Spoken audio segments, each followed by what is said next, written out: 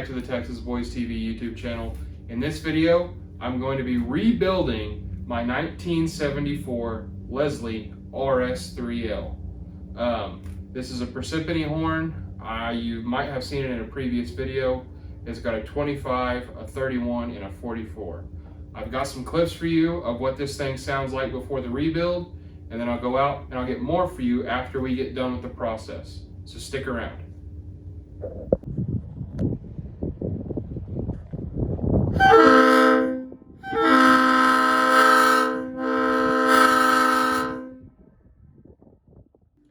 Okay, so for this process, I'm going to use a drill driver and then just a couple of wrenches. And all we're going to really be doing is take the power chambers off and then take the bell off. They come apart, and we can put our new gaskets either side of the manifold.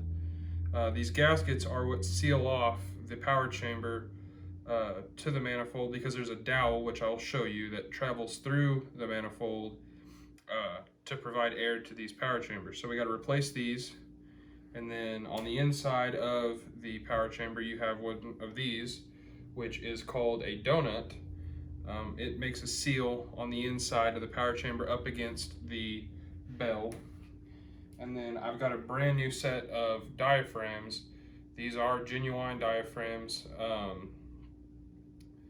They're actually pretty pricey, so hopefully these make this horn sound great. I will show you what the ones that are in here look like when I take them out.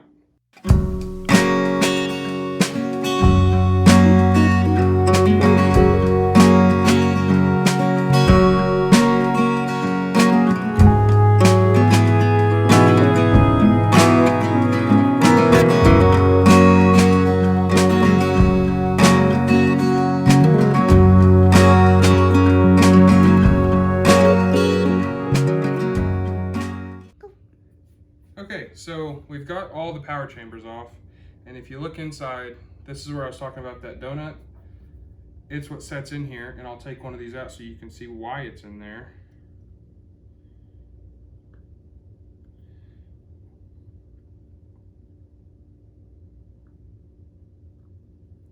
Okay, so here's the old donut.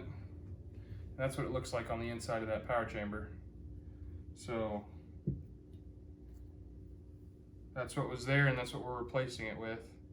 This is crucial for sealing this inner surface to the surface of these bills.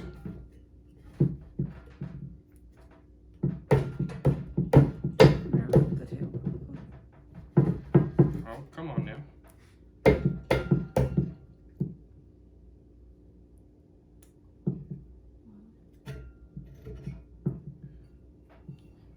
Okay, so this right here is what I was talking about. You have this dowel pin, and then these just meet up. So there's a hole here for this dowel pin, and they slide in just like this when the horn's all put together. So that donut's job is to seal this horn together. And then you have your gaskets right here. As you can see, this one's not got much left of it versus a brand new one. So I'd say these parts are needed. But yeah, so the gasket just goes here on this surface, just like so. And then the donut in between these two parts.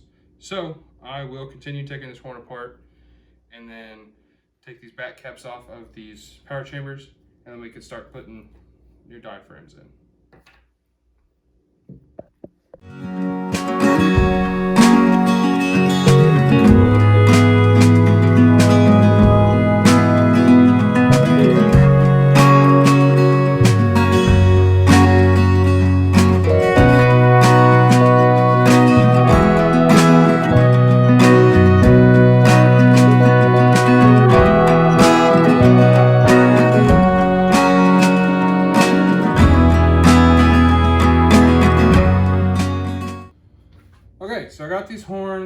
apart, and here's what we got. We got all of these gaskets, and when you compare them to the new ones, you can see that they are in really, really rough shape. All these donuts are pretty much the same story. They're all almost flattened everywhere they were in contact with the power chamber. So we've got new parts for all of that. But the most interesting thing I want to show you is these diaphragms, and I'll give you a close-up side by side of what they look like. So these diaphragms have a rubber seal on them, and this rubber seal is instrumental in sealing the power chamber off and not letting air escape through the power chamber. So here's an old one. Here's what it looks like with a failing rubber gasket, and then a brand new one.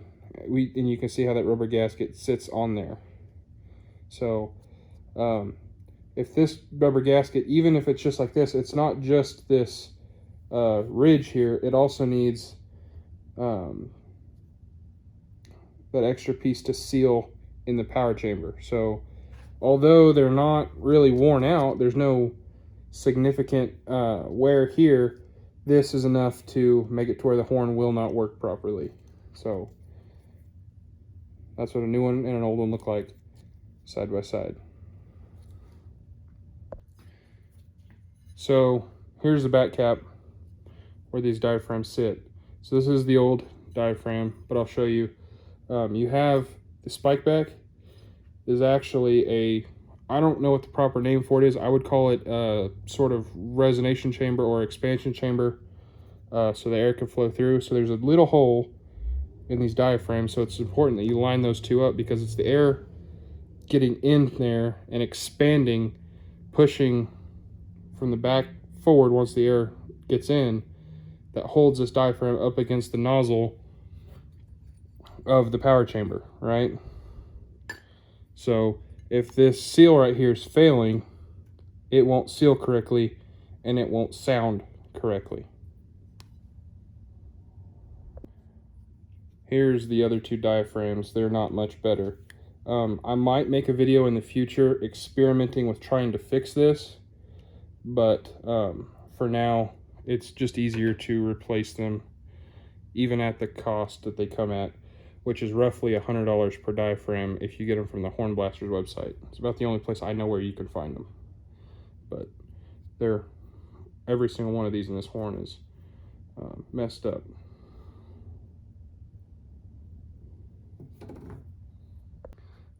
The last step in this process is probably going to be cleaning up these bolts. You can see that over time they just got really corroded and nasty. So I want this horn to last a good long time, so I'm probably going to go ahead and run these through a thread cleaner before I put everything back together and start that process. Okay guys, so I got all the bolts cleaned up. They're threading into their respective holes pretty nicely. So the next step is on these slip through the manifold, and when they're on their trains, there's just gunk that gets in the tanks and in the lines. So this one, there's some sticky residue on the part that slides through the manifold. It made it hard to get out, so I'm going to go ahead and just use some regular old brake parts cleaner and try to get these all cleaned up.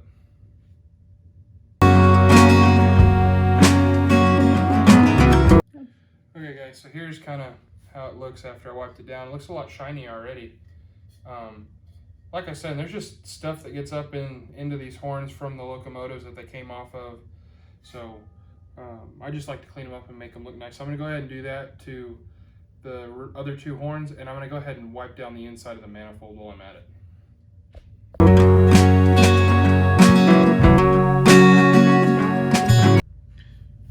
So I'm just using an old t-shirt to do this because I don't want to use anything that's too abrasive in here, because this is supposed to be a pretty tight fit. So if you're using like steel wool, especially if you're trying to clean the insides of these back caps, abrasive materials like steel wool can take material away that you don't want taken away. Okay, so I'm going to start putting this horn back together. Start with this manifold. If you look at it, it's bent, and it's also been welded back together, where I assume it had either cracked or something. I'm assuming something along the lines of a tree branch or something to that effect. So this horn is kind of special in a way that, you know, it makes it unique. No other horn in my collection has something like this happen to it. But I think that was just an interesting little tidbit. I didn't even notice it when I bought the horn. But first things first, you're just going to start taking bells, and then we'll slide our new gaskets down over them, you know, just like this, real nice and simple, before we put it back together. You got to make sure when you're doing this, there are holes for your dowel pin to go into. You got to make sure you get those lined up before you really start trying to push it in. And then once you get it there, you see it went in pretty easily. So I'm going to go ahead and get some of this stuff moved out of the way and continue with the process of putting it back together.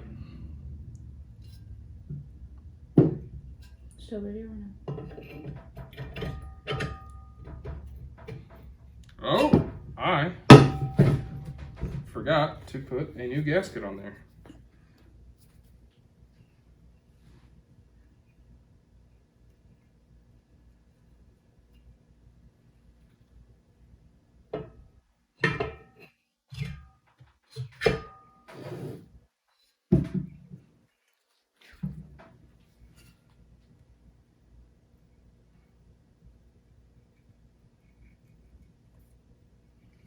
So another interesting fact about these Leslies is they have these dowel pins, and they're numbered, and so the number correlates to the size of the hole of the orifice, and it acts as a sort of restrictor for it's to change the way the horn sounds, whether a certain bell is more prominent when the whole horn's going, or maybe a little less quiet or less dominant. Okay, now I have these horns reinstalled back into the manifold. I'm going to set this off to the side for just a second, and then we'll go through the process of putting the power chamber back together. So I've got these marked, which ones they came off of. So what I'm going to do is start by putting one of our new diaphragms. It's got this rubber ring that I was talking about earlier, and then this little hole. So I'm just going to line that little hole up with the hole in my back cap. Actually, looking at this, it looks like I could wipe these out just a little bit. So I'm going to go ahead and do that right quick before I move on with the process of putting it back together. Okay, so back to putting this together. There's a little hole, and it lines up with this hole in the back cap. Once you do that, kind of get it in there, make sure it's going to sit right, and then before you can just put these together, you've got to look and find this dowel pin hole. So the dowel pin goes down, and then you're going to want your spike to sit like this, so when they're together, it's going to sit just like that. So I will put this together.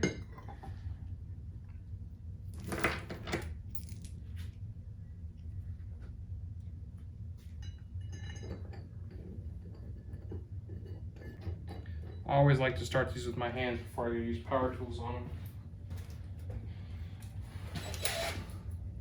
And then I always like to go in a star pattern whenever I tighten them up.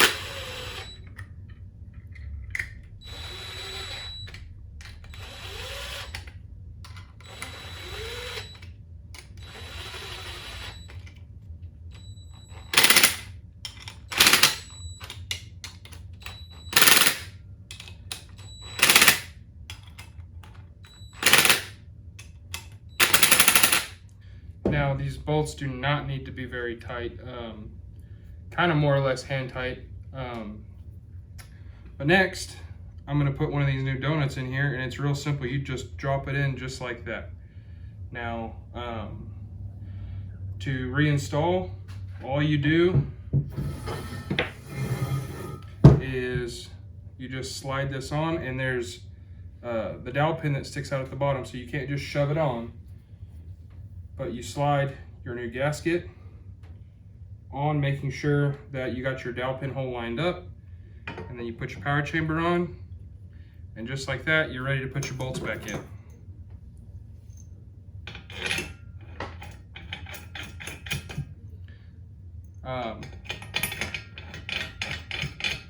This process is pretty much the same for the other two chambers, so I'll go ahead and get that done, and then when we're done with this, I think it'll be time to go out and test this horn.